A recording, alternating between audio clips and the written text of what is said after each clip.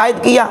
और इमाम अहमद रज़ा बरेलवी रहमतुल्लाह अलैह ने इन इबारात को नकल करके अपनी ये किताब अल-मुअतमदुल मुस्तनद में हरमैन तय्यबैन के उस वक़्त मक्का मदीना के बड़े जय्यद उलमा मुदर्रिसीन और शयूखुल हदीस के सामने इन इबारात को, इन किताबों को पेश किया और अपनी इस किताब को पेश करके उनसे सवाल किया और उनसे तस्दीक ली। और उस तस्दीक और उन फतावा जात को जो है वो हुसामुल हरमैन का नाम दिया जाता है। ये है हुसामुल हरमैन अला मनहरिल कुफ्र वल मैन। उस वक़्त यानी वहाबियों के कब्ज़े से पहले हरमैन तय्यबैन मक्का और मदीना में जो बड़े बड़े अहले सुन्नत के उलमा मौजूद थे, उन उलमा की तस्दीकात और फतावा जात का नाम हुसामुल हरमैन है। तकरीबन 34-35 के करीब उलमा हरमैन तय्यबैन की, जिन्होंने इन देवबंदी अकाबरीन की इबारात पर हुक्म शरी बयान किया और कहा कि यकीनन ये कुफरिया और गुस्ताखाना इबारात हैं और इन पर जो मौलाना अहमद रज़ा बरेलवी ने फतवा दिया है वो बिल्कुल दुरुस्त है। और इसी हुसामुल हरमैन की तस्दीक हिंदुस्तान के बड़े बड़े उलमा ने की, जिस को एक किताबी शक्ल में शाया किया गया अस्सवारिमुल हिंदिया में। तकरीबन 350 हिंदुस्तान के उलमा ने हुसामुल हरमैन की तस्दीक की। अब वो इबारत क्या है, वो चंद इबारत आप मुलाजा करें। ये किताब है अशरफ अली थानवी की हिफ्जुल ईमान। ये किताब हिफ्जुल ईमान है और इसके सफ़ा नंबर 13 पर नबी करीम सल्लल्लाहु अलैहि वसल्लम के इल्म गैब शरीफ के हवाले से बात करते हुए अशरफ अली थानवी ने नबी करीम सल्लल्लाहु अलैहि वसल्लम के इल्म शरीफ की तौहीन और गुस्ताखी का इर्तिकाब किया, जिस पर इमाम अहमद रज़ा बरेलवी रहमतुल्लाह अलैह ने फतवा सादर किया। वो इबारत ये है, फिर यह कि आपकी ज़ात मुक़द्दसा पर इल्म गैब का हुक्म किया जाना अगर बकौल ज़ैद सही हो तो दरियाफ़त तलब ये अमर है कि इस गैब से मुराद बाज़ गैब है या कुल गैब। अगर बाज़ उलूम गैबिया मुराद हैं तो इसमें हुजूर ही की क्या तखसीस है। ऐसा इल्म गैब तो ज़ैदो अमर बल्कि हर सभी बच्चा मजनून पागल बल्कि जमी हैवानात व बहाइम के लिए भी हासिल है। नाऊज़ु बिल्लाहि ताला। नकल कुफर नबाशद। इस इबारत में अशरफ अली थानवी ने रसूलुल्लाह सल्लल्लाहु अलैहि वसल्लम के इल्म पाक को, इल्म कसीर और वाफर को जानवरों और पागलों के इल्म के साथ तशबीह दी और यकीनन ये रसूलुल्लाह सल्लल्लाहु अलैहि वसल्लम के इल्म पाक की तौहीन और गुस्ताखी है। और इस पर इमाम अहमद रज़ा बरेलवी रहमतुल्लाह अलैह ने फतवा सादर किया, जो कि बिल्कुल 100% हक बजानिब थे। और जो ना वो ताज्जुब की बात यह है कि खुद अशरफ अली थानवी के मुरीदों ने इस इबारत को पढ़कर अशरफ अली थानवी को लिखा।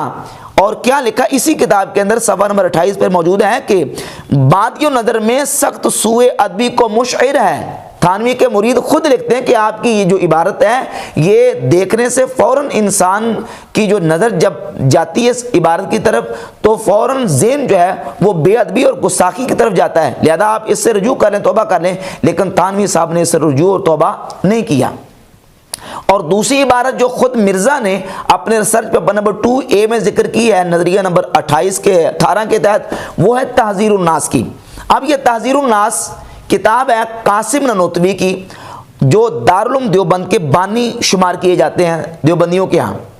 इस किताब में कासिम ननोतवी ने एक सवाल का जवाब देते हुए लिखा सफ़ा नंबर 41 पर कि, और वो सवाल क्या था, पहले सवाल सुने। सवाल ये था, उसका खुलासा ये है कि 7 आसमान और 7 ज़मीनें हैं और हर ज़मीन में एक असर मिलता है। एक रिवायत है जिसमें ये जिक्र है कि हर ज़मीन में एक आदम है तुम्हारे आदम की तरह, एक नूह है तुम्हारे नूह की तरह, और एक इब्राहीम है तुम्हारे इब्राहीम की तरह, और एक ईसा है तुम्हारे ईसा की तरह, और एक नबी है तुम्हारे नबी की तरह। यानी नबी करीम सल्लल्लाहु अलैहि वसल्लम की मिसल बाकी 6 ज़मीनों में भी हुजूर की मिसल मौजूद है। तो इस पर ये सवाल पैदा हुआ कि अगर ये रवायत मान ली जाए और इसको इसके ज़ाहिर पर मामूल करके, तो इससे तो नबी करीम सल्लल्लाहु अलैहि वसल्लम की ख़त्म नबूवत का इनकार साबित होगा। नबी मुकर्रम सल्लल्लाहु अलैहि वसल्लम की ज़ात अक़दस के बाद जिस तरह कोई नबी पैदा नहीं हो सकता, इस तरह हुजूर के ज़माने में भी कहीं और कोई नबी पैदा नहीं हो सकता।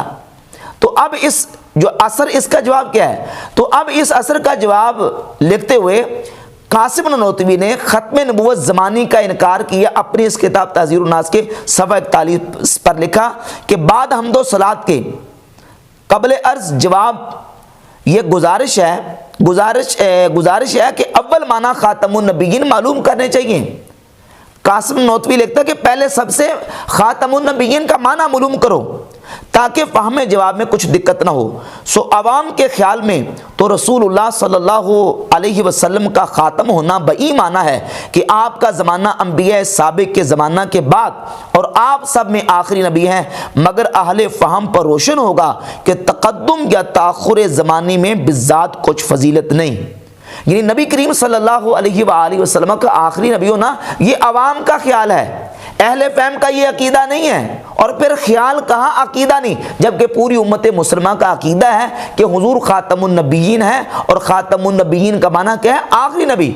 इस आखिरी नबी के अकीदे को अवाम का ख्याल करार देकर नबी करीम सल्लल्लाहु अलैहि वसल्लम की ख़त्म नबूवत ज़मानी के अकीदे को जो ना वो उसका इनकार किया। और सफ़र नंबर 65 पर लिखा, बल्कि अगर बिलफर्ज आपके ज़माने में भी कहीं और कोई नबी हो, जब भी आपका ख़ात्म होना बदस्तूर बाकी रहता है। और फिर सफ़र नंबर 85 पर तो अखीर कर दी और लिखा कि बल्कि अगर बिलफर्ज बाज़ ज़माना नबी सल्लल्लाहु अलैहि वसल्लम कोई नबी पैदा हो तो फिर भी ख़ातमियत मोहम्मदी में कुछ फ़र्क ना आएगा।